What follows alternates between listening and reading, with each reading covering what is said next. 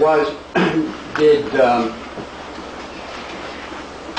you and the band's management and the band's attorneys ever discuss the details of how you were going to change Steve Adler's status?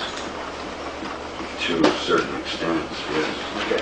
What is the extent to which you participated in the discussion? What details were discussed in that?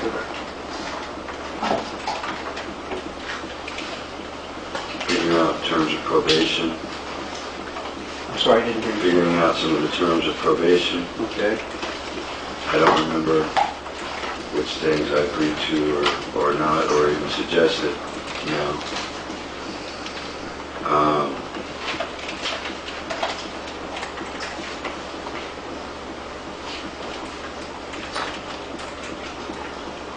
And that if he couldn't get off drugs, he was gone.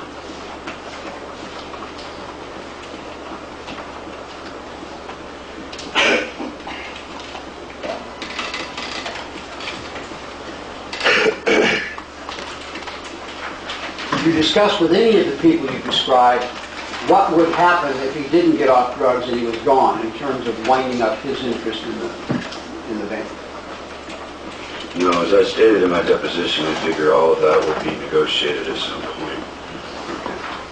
So, had you given any thought as of the time?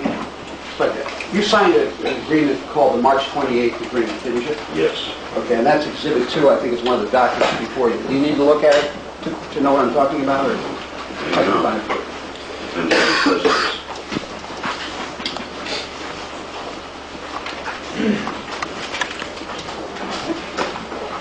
The document, Exhibit 2. Yes. Okay, did you have ideas that you wanted in the document?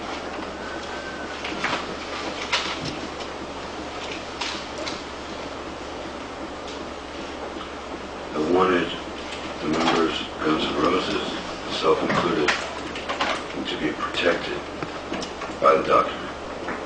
Okay. Protected against what? Situations such as today. Didn't work. Well, Your Honor, excuse me, Dr. Foster, this is legal thing. I'm sorry, Your Honor, withdrawn. And we don't know that one yet.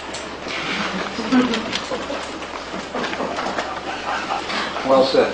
Well said. Put it quite literally, the jury isn't in on that one yet. You said you wanted to be protected.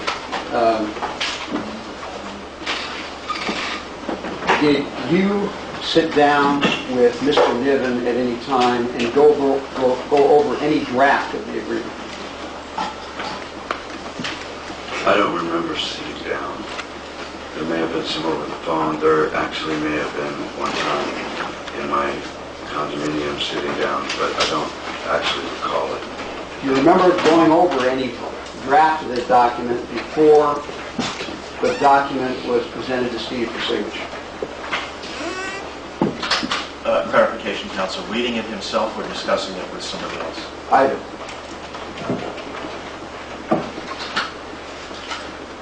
Well, let me break it down. To be honest, I don't remember. I can vaguely recall possibly, but then again, it may have been in other documents. And we're constantly signing documents, and I don't know if this was over the phone or in person. You say you're constantly signing documents, and you've got recording agreements and producers agreements and, Yes. and agreements like that. But what's your habit and custom when you have to sign a document such as a recording agreement for that sort of thing? You sit down and read it through cover to cover? Depending on the document. Okay. Did you sit down and read Exhibit 2 cover to cover before you signed it? I don't remember. Okay. Did you ever rely upon the advice of your managers or your lawyers as to what a document contained rather than sitting down and trying to analyze it yourself? Yes, there have been many times I've done that. Many times you what? Many times I've done that. Okay.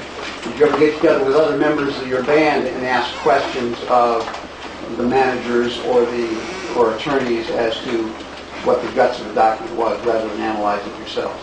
Yes.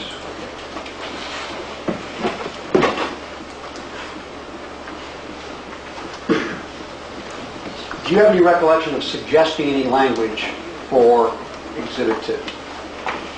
Suggesting language? No. Okay. Did you They're probably throwing my language out. did you talk to Peter? Who were you talking to about the language of the agreement, as opposed to just the concept of putting Steve on probation? Join your honor. Did you talk to anybody about the language of the agreement as opposed to just putting Steve on probation? Well, that is part of the language of the agreement, Your Honor. The question is confusing, vague and ambiguous. Yes, it's compound. Okay. Was it your understanding that the document that was being drawn up was going to put Steve on some kind of a probation? Yes. What else did you understand that the document was going to do vis-a-vis Steve? What point in time? Before you sign, at any time before you sign. Please repeat the question. I want to know what else you thought that that document was going to do, what effect you thought it was going to have, other than the fact that it was going to place Steve on a probationary basis. What else did you think it was going to do?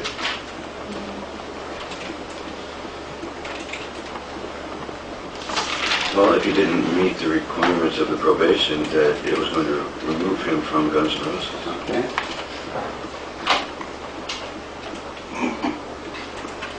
Did you think that the requirements of probation were going to be spelled out in the document? Like not using drugs or showing up to all rehearsals, that sort of thing? Yeah. Okay. Yes.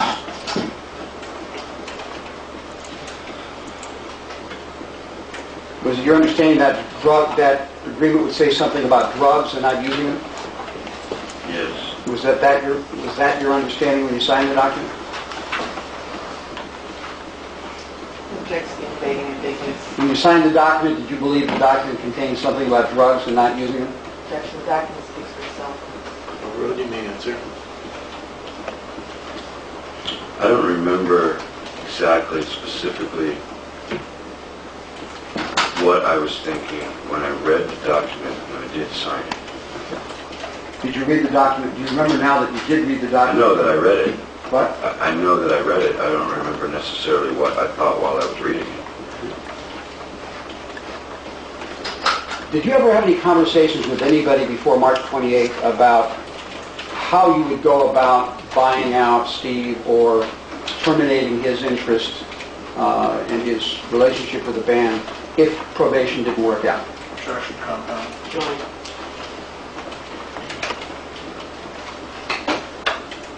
Overruled, you may answer. Do you have a question in mind?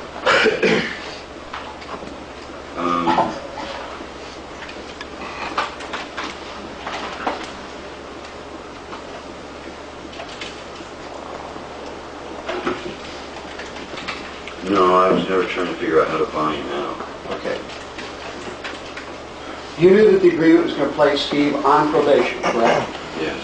And that during that probationary period, he wouldn't have the status of partner anymore, correct? He'd just be an employee? Correct. You knew the agreement had a provision by which, if he could satisfactorily satisfy the conditions of probation, that is, operate to your satisfaction, he could be reinstated as a partner, correct? Yes. Okay, now, you knew, however, that the possibility existed that he might not be able to get off drugs and that if he didn't, he was going to flunk out and he'd be gone, correct? Yes. Okay, now, did you sit down with anybody? Oh, it's like I say sit down generically. Did you talk to anybody, either management or other band members or lawyers, about, look, what happens if he does flunk out and it ends? What are we going to owe this guy and how are we going to pay? Well, you want the questions compound, and managers and lawyers, I would request an answer. Overruled, you can do that depending on the answer. The witness may answer.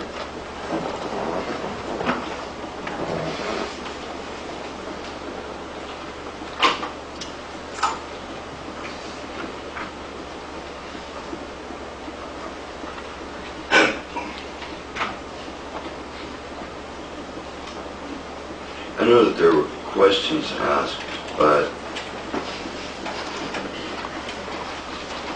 Until the document was produced, there were no conclusions made or, ideas set in place of how it was going to be.